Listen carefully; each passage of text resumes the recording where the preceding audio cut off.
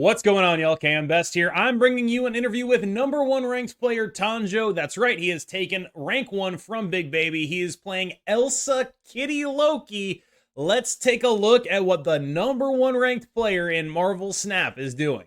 I am joined by current number one ranked Marvel Snap player Tanjo, who has been terrorizing the high ranks of Infinite with Loki basically since he's been out, and in a incredibly surprising development, has a Loki deck that he used to reach rank 1. I know this is very surprising to everyone here. Tanjo, tell us why you ended up on this build of Loki and what advantages you think it gives you. Okay, so as you guys can see, I'm playing Elsa Kitty, which I enjoy a lot playing, so I'm not saying it's the best thing possible to do with Loki, but Elsa Kitty is very fun to play. It's very like rewarding if you make the right decisions. And when I finished the season on first, I'm pretty sure I was playing Elsa Kitty, and I'm pretty sure that that's my best deck. So when I saw that Elsa got buffed, I just needed to try it, and I think it's playable again, finally. That's like, this is really interesting because a lot of what I've heard after the Elsa buff, we'll call it, right? A lot of other people have been like, they nerfed her, they made her worse, she sucks again. Yeah, I know. Tell me why she's better. I mean, I just love the ability to be able to spread out for the entire board, right? Mm-hmm. When you're able to play a lot of kitties, a lot of Jeffs, and then on the final turn, you usually have the board full, so you can just use a lot of Elsa buffs. That really helps a lot. I think it's much better than having only one lane. That does make sense, right? Because it's like, this is a deck that allows you, because of Elsa, like a lot of, not necessarily it gives you outplay potential, but it gives you a lot of final turn options, right? So you're just able to like, It can be a little bit frustrating because basically every single game you have to make a final turn decision in which lanes you want to commit and which plays you want to play around. But I think I'm good enough to know what I'm supposed to do most of the times, and I get rewarded for it. I mean, I think your results do sort of speak for themselves in that sense. Like, I remember when I first played against you, I was like, okay, this guy's sniping. And then it happened like 4 or 5 more times. Even when I had the shield, I was like, no, he's just really good. Like, I just I would play against you and it'd just be like, okay, he's literally reading my mind. He's making the best possible play in every situation. And I feel like one of the things that people will benefit a lot from, that I've noticed you do probably better than everyone else, and I know this is going to sound stupid, is just literally playing exactly as mathematically correctly as you possibly can. Like, this is a deck that is presenting these sort of like, if X then Y, but one thing I've noticed against you is that instead of going for like a lot of 50-50s, you tend to be able to math out a lot of scenarios and say, I am going to win against almost every single one of these, even while your opponent thinks it's a 50-50. So what would you, if like, you're obviously very good at the deck, right? So what would you convey to someone who isn't? How do you approach thinking about those final turns? Yeah, that's really tough to say, but I feel like if you are familiar with the meta and you know the decks and you know usually how most people play, if they play straightforward, if they try to make something different. So I usually just try to think what's the most likely play or what are the most likely plays and just play around it and try to be unpredictable. You gotta think what do you think you're gonna do as well. That's very important. So yeah, sometimes it's player dependent as well. Some players I know like to play some ways that sometimes helps me. I'm not sure how I'm supposed to teach people how to make good decisions. I guess what I'm getting at is, when I play against you, it very often feels like you are just making a very good read of the potential range that I have. What is it that allows you to do that? Well, I have a good understanding of the meta. Isn't it what I just said? Like I have a good understanding of how people think and how people act in the games. I feel like so. Right, I'm able to just. What's my tendency? Yeah, I know you know. So what is it that you exploit against me? I know you have an answer. Do I? I feel like you do because I feel like I know the answer. I don't know, man. You usually go for some like basic plays. I don't see you going Yeah, for anything too out of the box. So exactly. usually you're gonna play for all three lanes. You're gonna try to just do something basic and strong. That's Yep. usually what happens, I think. No, that's exactly what I was thinking of when I asked you, like, what do you think my tendencies are and where do you think the weaknesses are? Like, that is exactly my weakness. I tend to play for all three lanes too much. I tend to not go to level two too much, and that is like what enables things like that to be Yeah. successful against me. So let's talk about some of the individual card choices here. So let's start with Mockingbird, because when I played this list, I found that there were a bunch of situations where it's like Mockingbird is like a 4/9 unless you're drawing her after Loki. What is it that drew you to Mockingbird other than just, card can't be Shang-Chi, it has some minor upside? Yeah.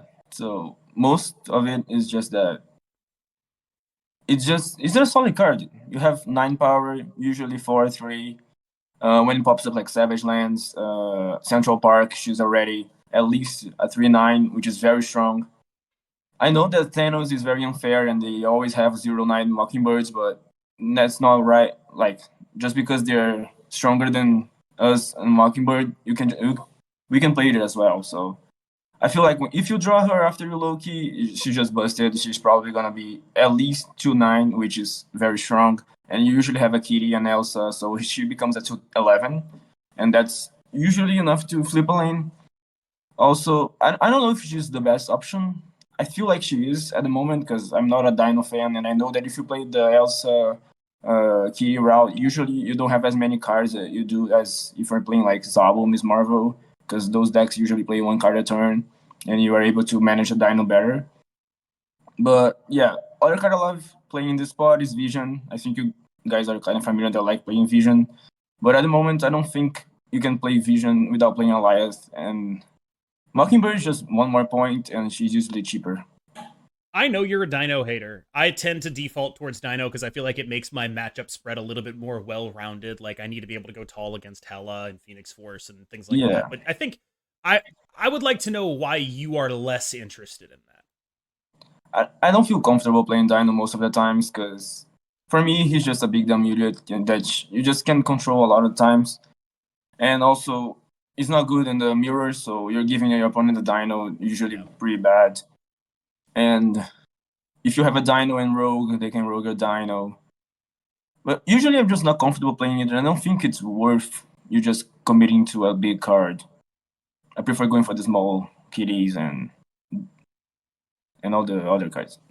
Yeah, like it allows you to do this sort of, play around the margins, threaten all three lanes, don't set yourself up to get super blown out, and just sort of Yeah, grind these small edges out into victory as much as you can. yeah, yeah. That's pretty much one of the reasons that I used to play Vision, because you can just switch the position and you can outthink the opponent and try to extract as much EV as you can without having to commit on turn 5. I just don't feel good playing Dino. I feel like it's just not enough in the meta. So why commit to it? A lot of people are going to ask, hey, you're playing Cable instead of Mirage. And of all the choices made in this deck, this is the one I think I like the most because A, you get the like minor knowledge equity, but B, it's just like if you're Lokiing, this is actually just a better card than Mirage because it has one more point. Is that pretty Yeah, much the logic with Cable here? yeah. Cable is fantastic. I love Cable. I used to when Loki first started as a deck. I used to have Cable in my deck because it just feels good to play. You have like it's like a better Yondu because you have the information, but your opponent doesn't, and you also have the card, of course. But Yeah. I just feel like a 2/3 is very solid. You can play him. I'm able to get some bluff snaps through. So if you're playing like against a Hela deck, I recommend you guys to play Cable. If they don't have a lot of cards in hand, just snap. They're gonna be afraid that you got Hela and they're gonna leave. That works. I feel quite a few times worked for me in the last couple of days. I feel like Cable is a card that makes people very scared because they just don't know what you got and you can get a key piece. And yeah, that's pretty much it. Also, it helps with the Mockingbird, but Mirage does as well. But I feel like that's a good point. That Mirage, you're not always playing the card you get. Yeah. Sometimes you're just looking it away. So it's better to get the 3/3 sideline than just going for 2/2. Yeah. One of the constants in all my Loki builds so far, at least, like obviously, there are considerations that could change that, but it has been I've been playing Cable over Mirage, so this one I think Yeah. I'm with it for sure. Rogue is in practically every deck you've ever played. Like every Loki deck, you are much more comfortable, it feels like, playing Rogue rather than playing your own Mobius. And I'd like you Yeah. to detail what exactly it is that makes you feel that way. Because I think that's like, of the like hallmarks that you have as a player, Rogue is, I think, probably one of them. Yeah, so Rogue is one of my favorite cards, as you probably know. I probably haven't never. I mean, I've taken her out of Loki, but I quickly come back to her because I can't stay away. I feel like she's she's so strong.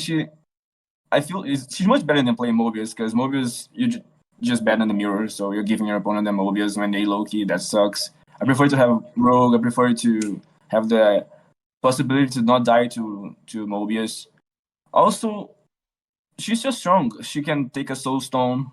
That's awesome. She can take a Dino when they think they are protected. She can do what Shane can't do when people think they are safe. She just comes and steals a game. You can steal a Sarah. You can steal a Miss Marvel. You can steal a Zabel. Like some people, they think that a Rogue has to be this card that you just play to win the game, like you play to get an Iron Man. But sometimes you just play it on a Zabu and you just take away the possibility of them playing Ebony Blade and a Ghost Rider on the final turn and just win the game. I feel like Rogue is just underrated and she's always strong. She's always useful. And if you don't need her, just Loki her away.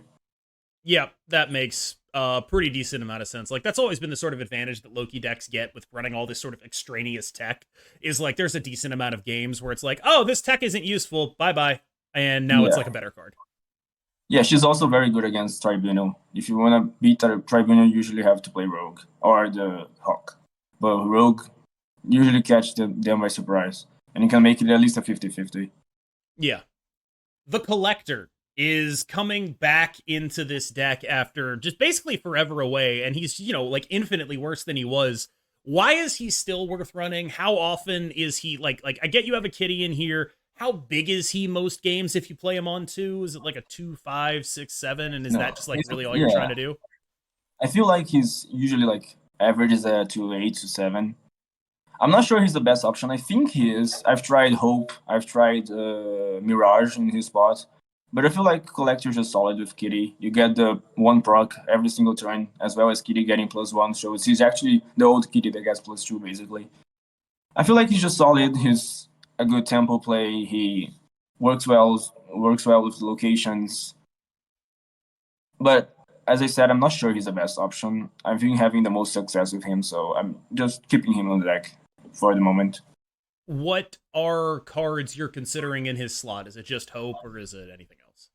Yeah, as I said, I tried Hope, but the deck becomes a little bit too expensive, and I don't know if it's worth actually playing Hope when you your game plans just gets weird. You start to Loki for a few cards only. That doesn't feel that great. Yeah. Mirage, you can run Mirage instead of Collector, I feel like, as well. But other than that, maybe you can try like Maria Hill or Gen 13. I'm not sure. I think Collector just solid. You just like the Collector on discard, right? It gets pretty tall, but not tall. It's unshankable, right? Yeah. And there's not a lot of Shadow King running around because he's not getting tall enough to make people run Shadow King, so he's fine, right?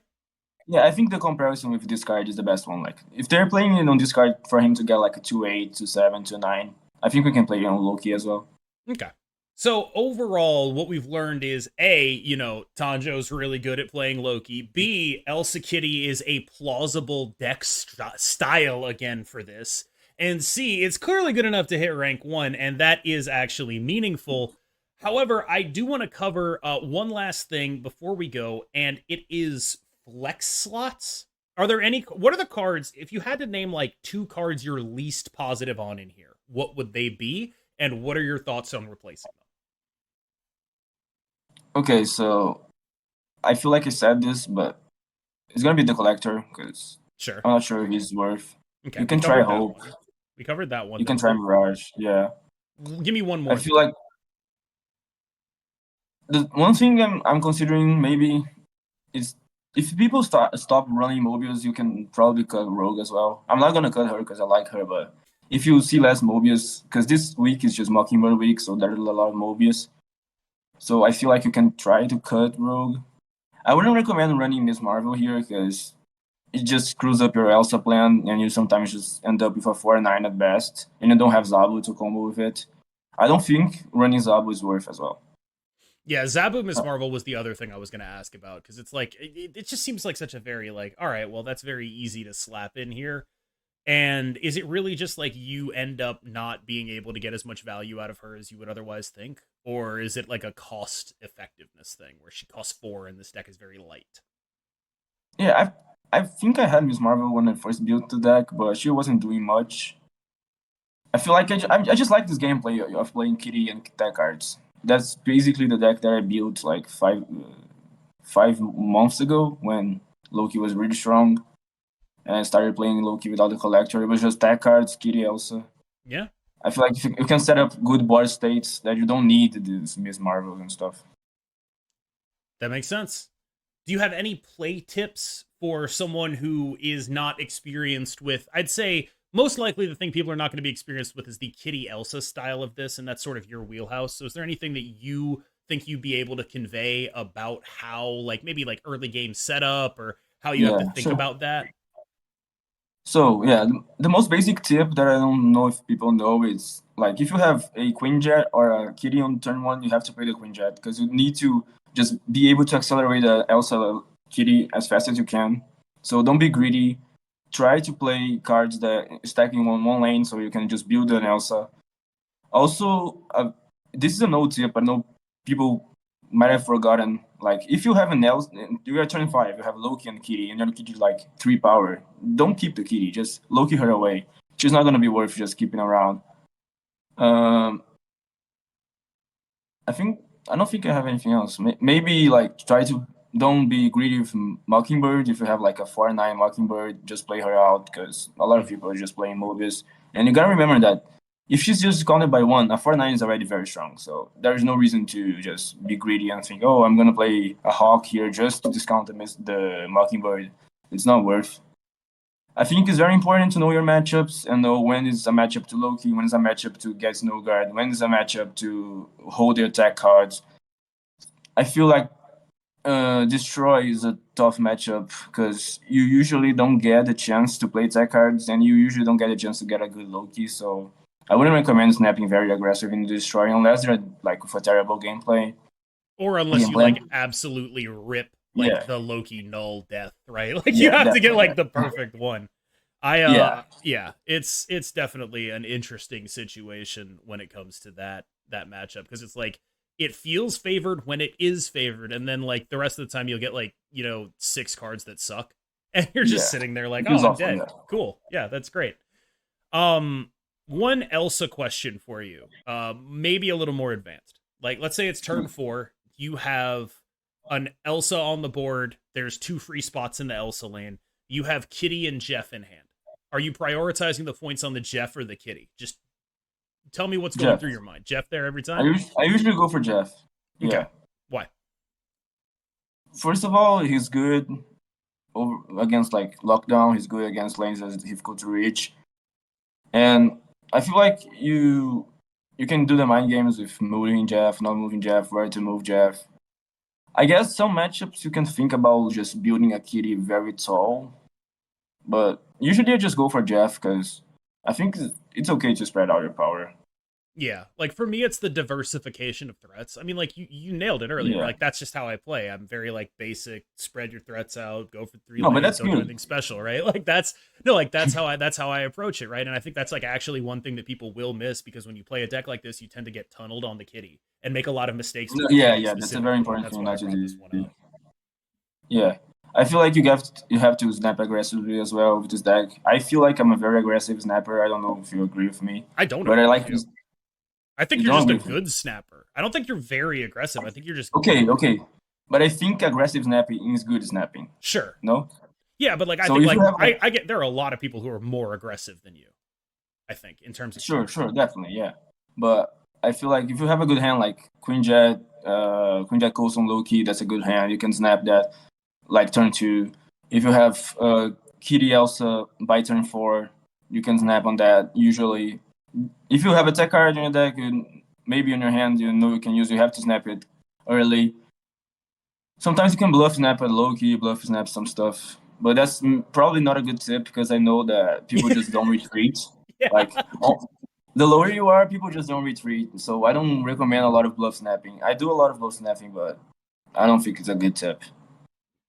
You said snapping Kitty Elsa, or Yeah, okay, that's pretty good.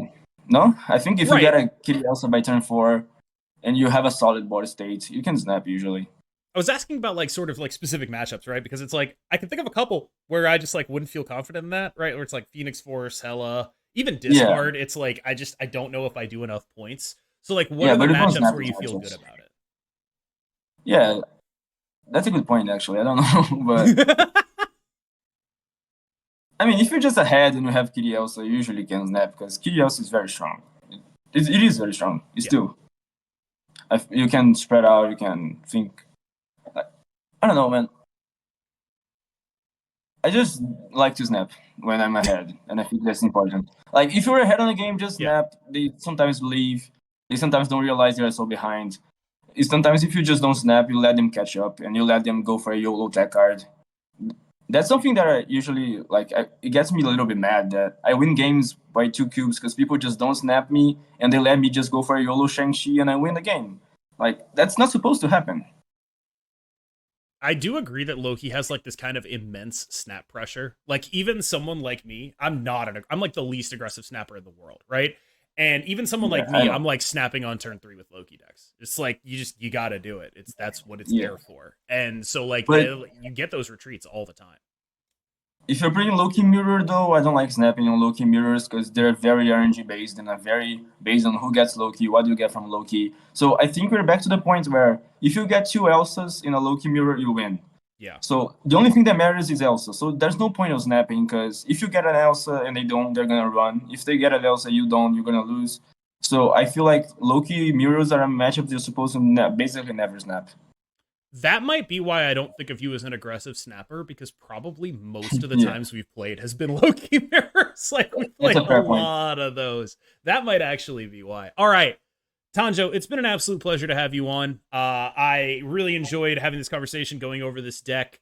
Shout yourself out. Tell people to follow you on Twitter, Twitch, if you ever plan on streaming, things of that nature. Get yourself out there, because I feel like you are one of the absolute best players in the game. And you absolutely deserve this. I can tell you that like multiple people, every time I do a video with like BigBaby, come to me and they're like, "Where's BigBaby? I want to see BigBaby stream."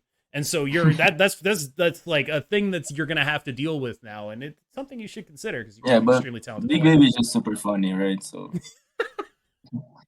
okay, yeah, I don't think I have the same personality as him, but I'll try. Sure. Just where can people find you? Okay, so currently I only have like a Twitter, like X, so you can find me at Tanjo. That's 2 O's, correct? Yeah, because it's my name, O Angel. Okay. That means Tanjo the Angel. What does that mean? Tanjo the Angel. Yeah, but like Anjo, I don't know the word. Angel, like angel. Oh! I had no idea. Wow. Okay, yeah, fair enough. It's Portuguese, yeah.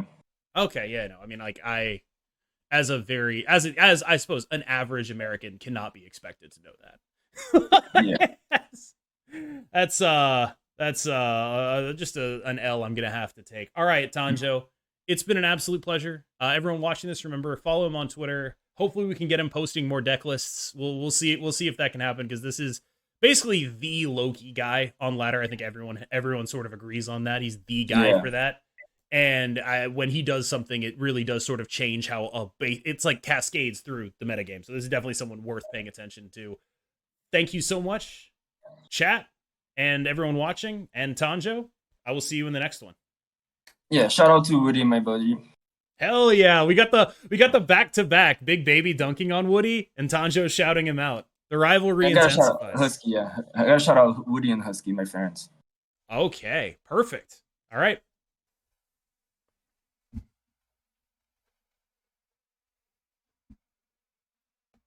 Collector seems mad. I would invite every single one of you calling this deck bad to criticize Tanjo, not me. And by that I mean he's probably better than you.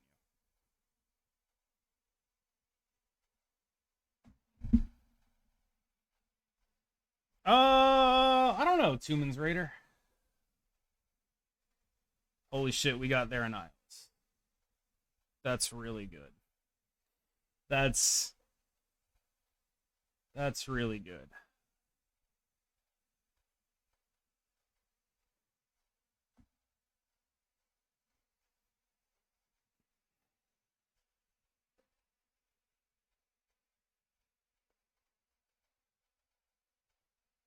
I'm tempted to be a Snow Guard gamer here.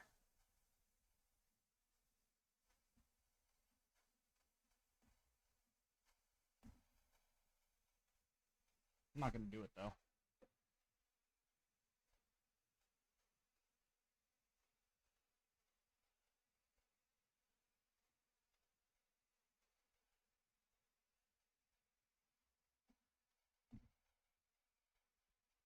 Better not be a fucking Mobius.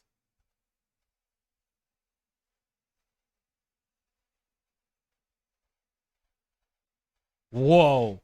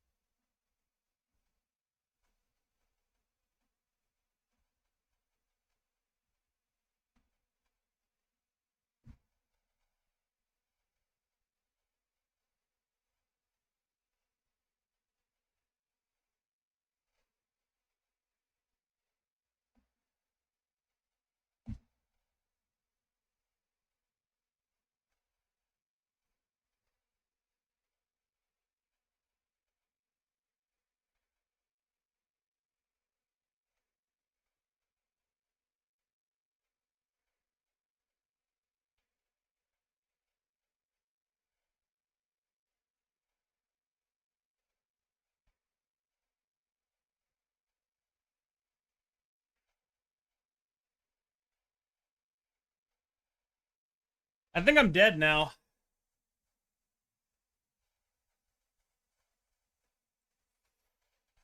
I think I'm dead now.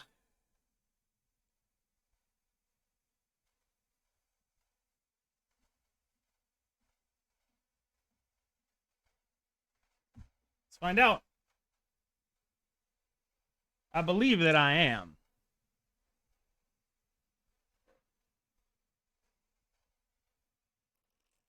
I believe that I am dead.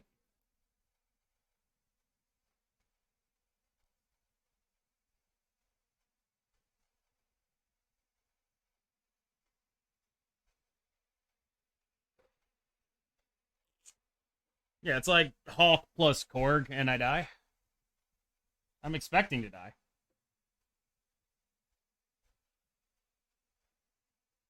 I am expecting to die.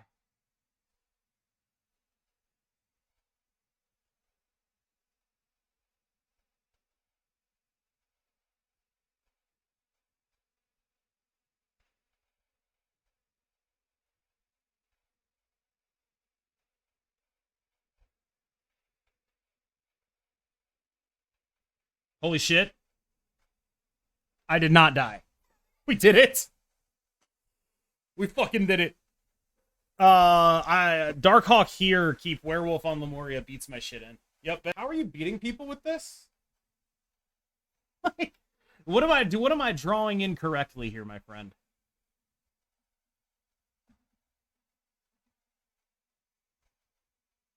So I'm not getting the draws you seem to.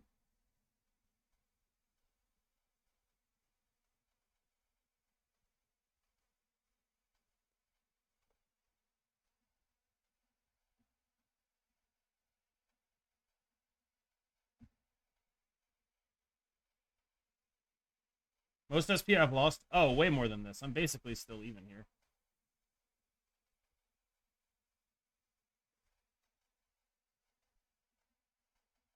Rogue might matter on a deck doing this.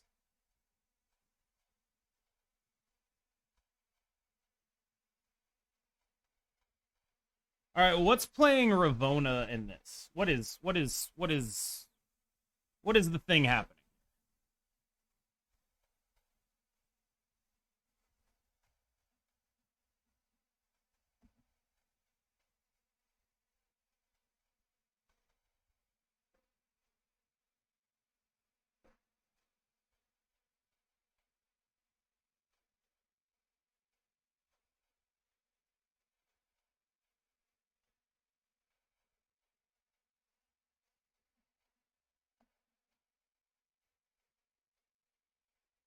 Is this it?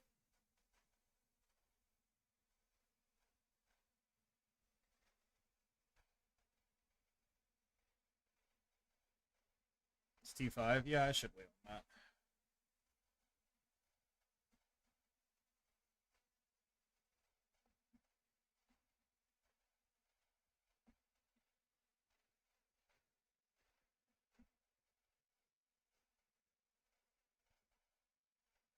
Elsa buff the Jeff. I feel awkward about it. I'm not gonna lie.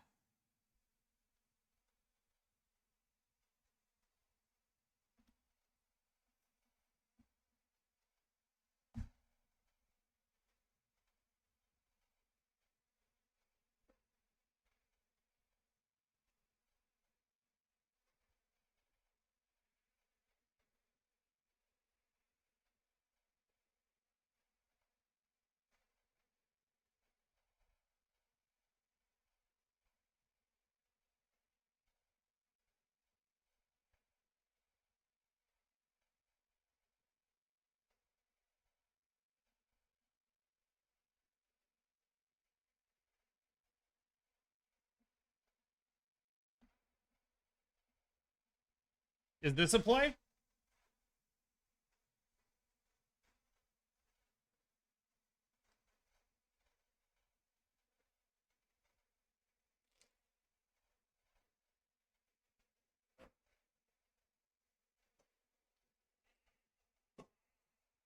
All right, let's do it.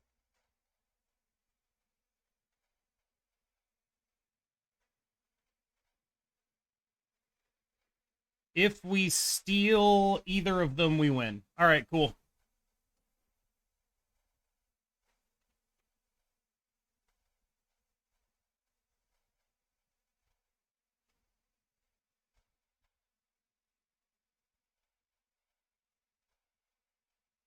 So this, if I recall correctly, is someone who is playing Phoenix Force, which means we don't even want to draw Loki, which I think guarantees that we're going to. If I'm not mistaken.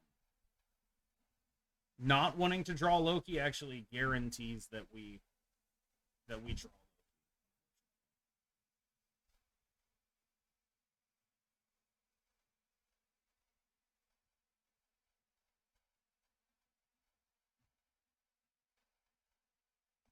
Rage. Haha. We did it. We won a lane.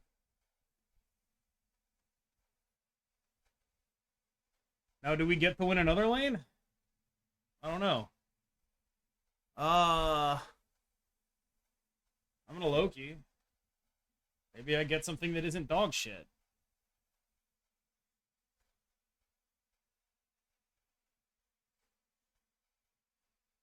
Right. This is real ass.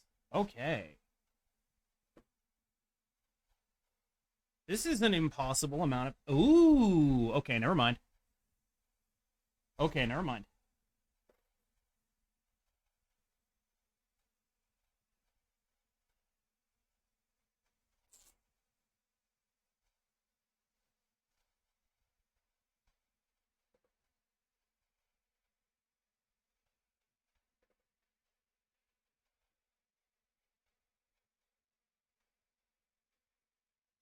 Okay.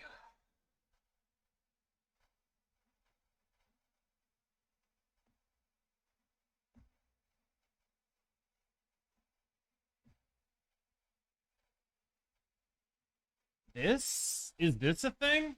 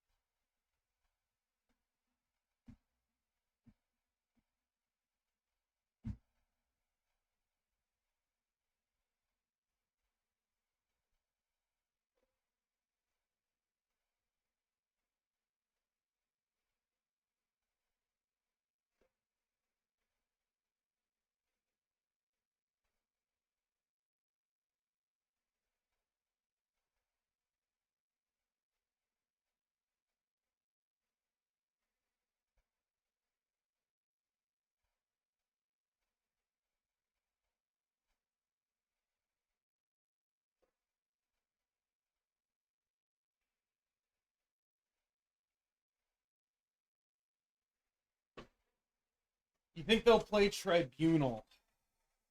I believe you, actually. I think we're dead to the card Tribunal here.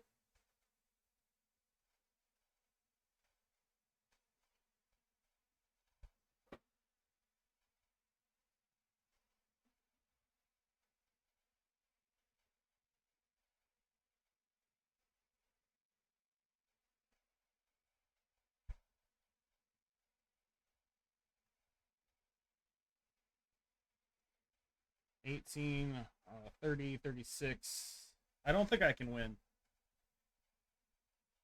I don't think I can win it.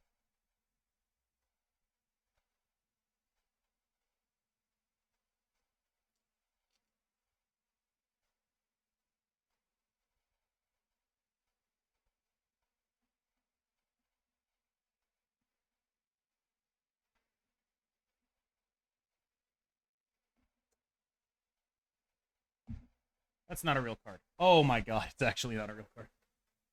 Holy shit.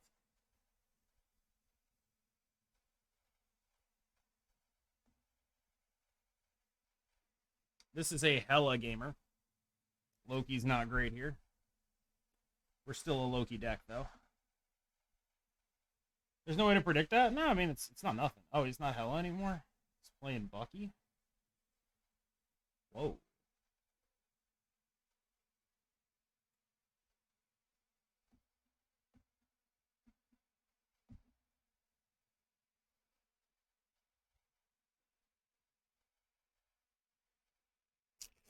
I kind of like this. Look at the size of this man. Sous Chef, thank you so much. Welcome back. We get a Nico Minoru. It's mostly irrelevant.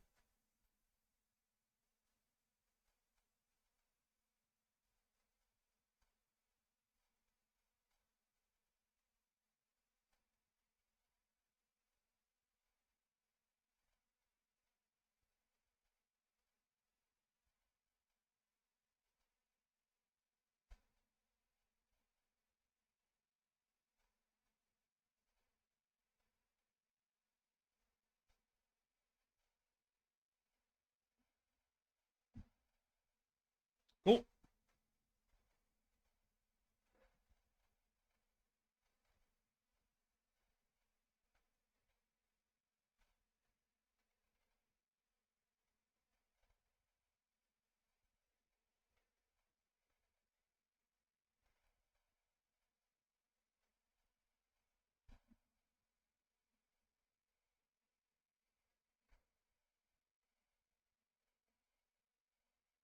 This will get me what I need, correct?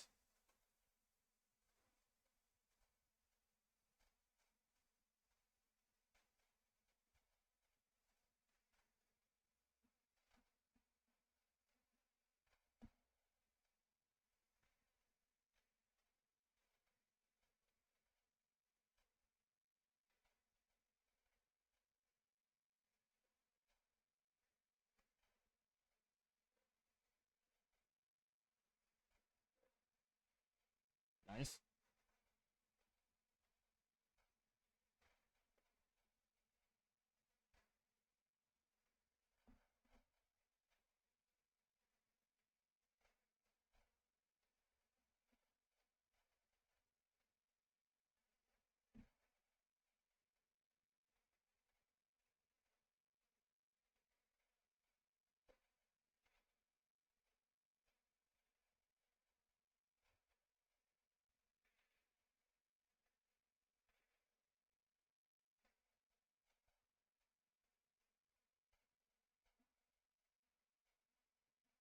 No?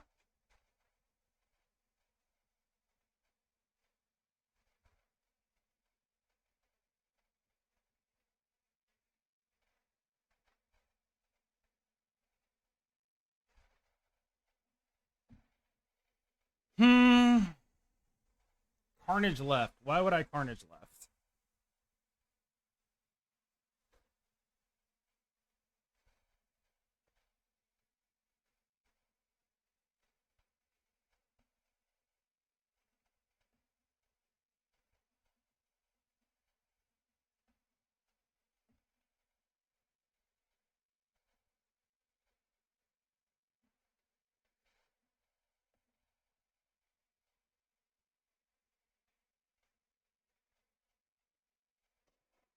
I think I win.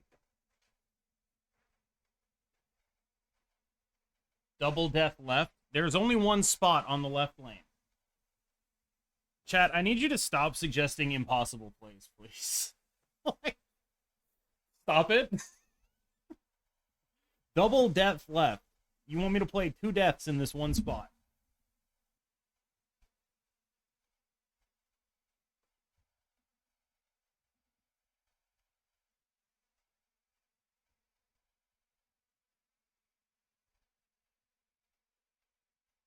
They nerfed my boy Meek. They really did. Actual factual, dude. My boy Meek taking L's. Meek taking some fat L's there. I think we would have died anyway. Not gonna lie. Whoa, that's a commitment.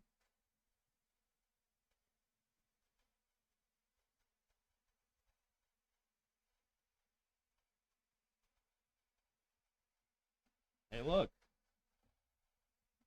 Look at this. Look at this rock I'm getting, dude. Look at this rock. Wait, what? They're not giving me the rock. Dude, I wanted the rock.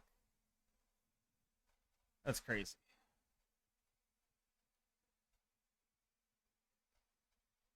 I wanted the rock, man. What the fuck?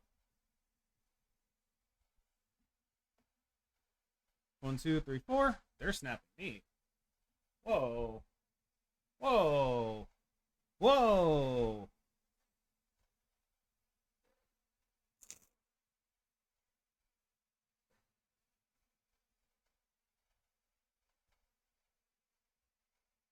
I'll play. No rock. I know, it's devastating. Why the fuck would they be snapping that? I don't know. I feel like it could be a Nihilus would be a reason. 2x and Hitmonkey. Uh-huh. I'm with you. Not sure I get it.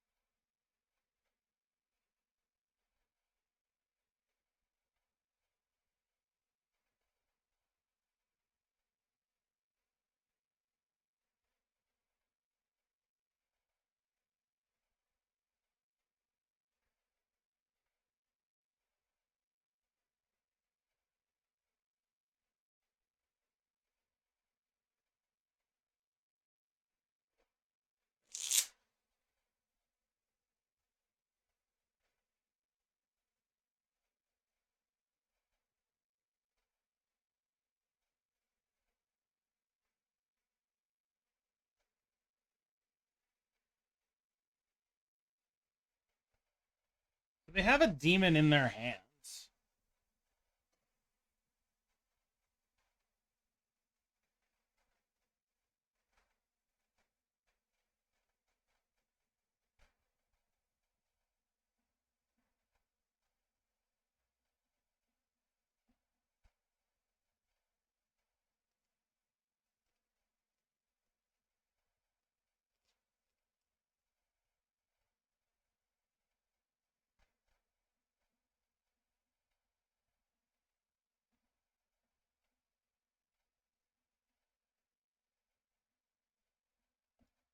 Am I about to lose to a Valkyrie?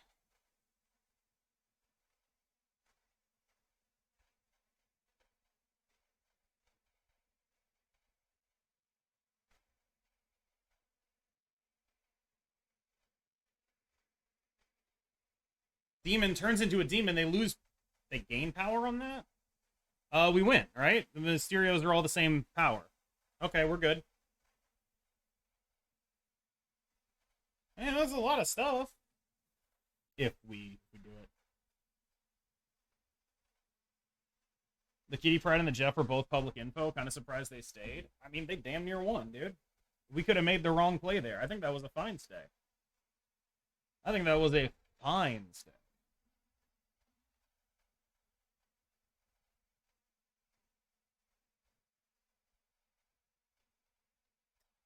Oh boy, can we beat a Hella? Oh boy.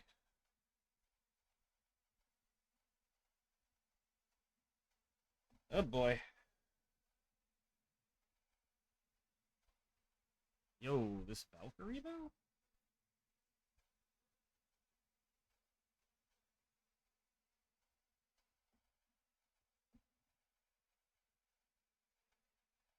Probably can't win. Interested in finding out though.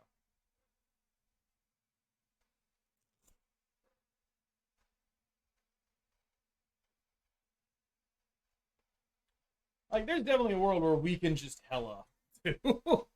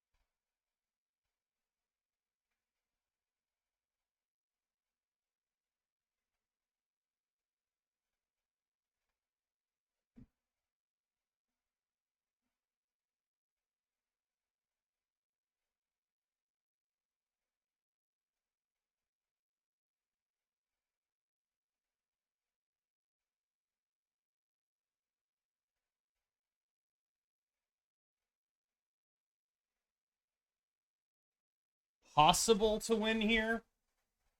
Likely, no, but possible.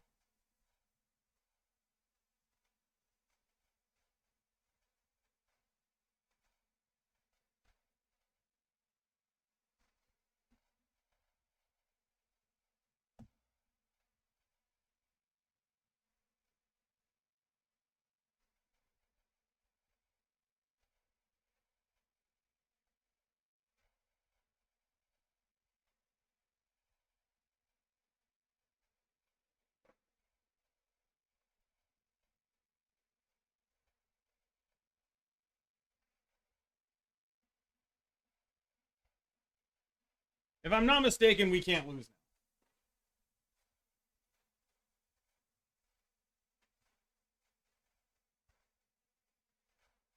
now. Wait, what have they discarded?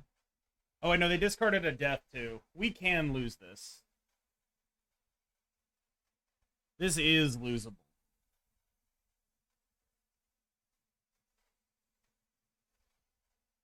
Alright, I'll play the 50-50. I don't give a fuck. Yeah, they've discarded Death, Infinite, and the 9. I'll play it.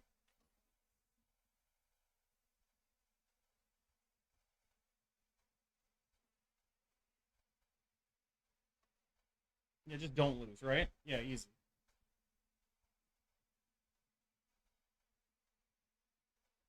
Let's see if I win.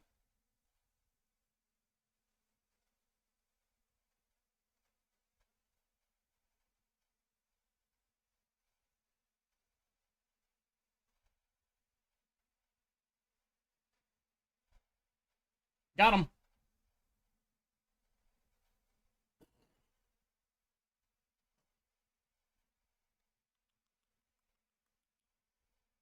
Yeah.